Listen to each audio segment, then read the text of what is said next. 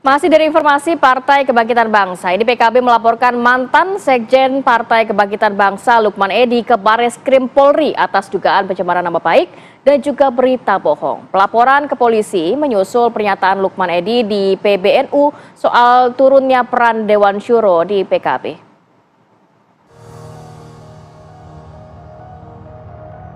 Perseteruan PBNU dan Partai Kebangkitan Bangsa kian meruncing.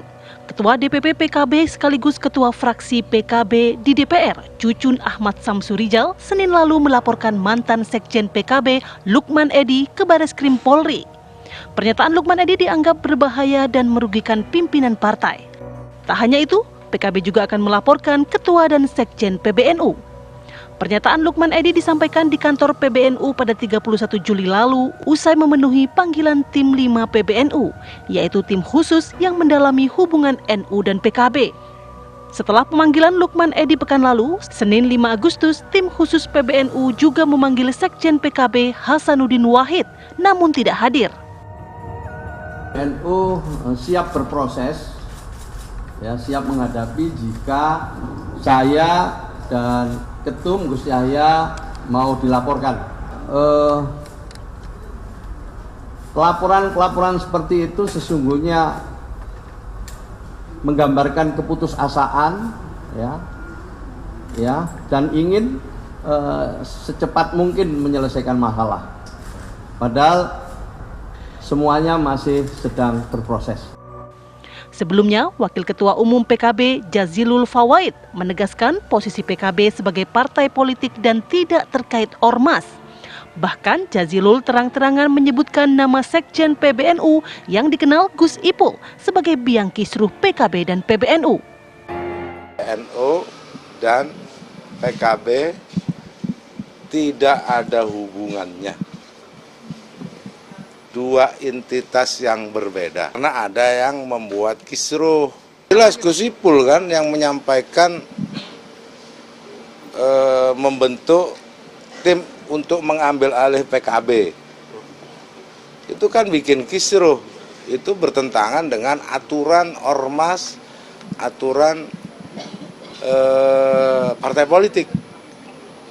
Termasuk juga di Nahdlatul Ulama yang dikenal dengan Khitoh 1926, bahwa NU ada di jalur keagamaan dan kemasyarakatan. Jangan cawe-cawe di politik. Menyusul panas hubungan NU-PKB, tim khusus PBNU juga akan melanjutkan pendalaman termasuk mendatangi Wakil Presiden Kiai Haji Ma'ruf Amin sebagai pendiri Partai Kebangkitan Bangsa. Tim TV One mengabarkan. Sementara itu, Ketua DPW PKB Jawa Timur didampingi juga oleh pengurus mendatangi gedung Direktorat Reserse Kriminal Khusus Polda Jawa Timur untuk melaporkan juga Lukman Edy atas pernyataannya yang dinilai telah mencemarkan nama baik PKB dan disebut berbau fitnah terkait dengan transparansi pengelolaan anggaran di tubuh Partai Kebangkitan Bangsa. Didampingi Sekretaris PKB, Bendahara, serta para pengurus DPW PKB Jawa Timur, Ketua DPW PKB Jatim Abdul Halim Iskandar mendatangi gedung Ditreskrimsus Polda Jawa Timur untuk melaporkan Lukman Edy atas pernyataannya yang dinilai berbau fitnah. Ketua DPW PKB Jatim juga menegaskan bahwa pernyataan Lukman Edy telah mencemarkan nama baik PKB terkait dengan pengelolaan anggaran di tubuh kepengurusan PKB. Gus Halim juga menegaskan bahwa selama ini pengelolaan anggaran sudah berjalan transparan dan sudah dilaporkan ke pihak BPK, terutama soal anggaran dana Banpol. Yang pertama tentu ya silaturahim. Yang penting itu niatnya silaturahim. Nah, kebetulan dengan silaturahim itu saya melaporkan Lukman Edy yang melakukan, menurut saya itu penistaan dengan cara menfitnah dan berita bohong, yaitu yang mengatakan bahwa elit PKB amburadul dalam mengelola keuangan. tidak pernah diaudit, tidak pernah dipertanggungjawabkan. Itu saya merasa itu sebuah fitnah yang kecil. Kenapa?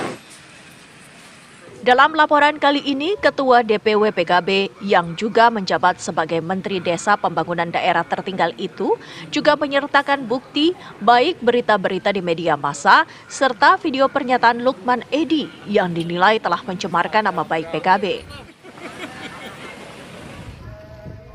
Pelaporan terhadap Lukman Edy juga dilakukan pengurus Dewan Pimpinan Wilayah atau DPW Partai Kebangkitan Bangsa Sulawesi Tenggara di Mapolda Sulawesi Tenggara Selasa siang. Edy dilaporkan karena dianggap memberikan informasi bohong terkait pernyataannya yang mengatakan kurangnya peran Dewan Syuro hingga berdampak pada dinamika di internal PKB dan relasinya dengan PBNU. Ketua DPW Sultra, Jailani, mengatakan seharusnya Lukman Edy tidak mempunyai kapasitas untuk mengungkit keuangan partai, apalagi terkait tata kelola yang dianggapnya tidak transparan. Dari Surabaya, Jawa Timur dan Kendari, Sulawesi Tenggara, Syamsul Huda, Erdika Mukdir, TV One mengabarkan.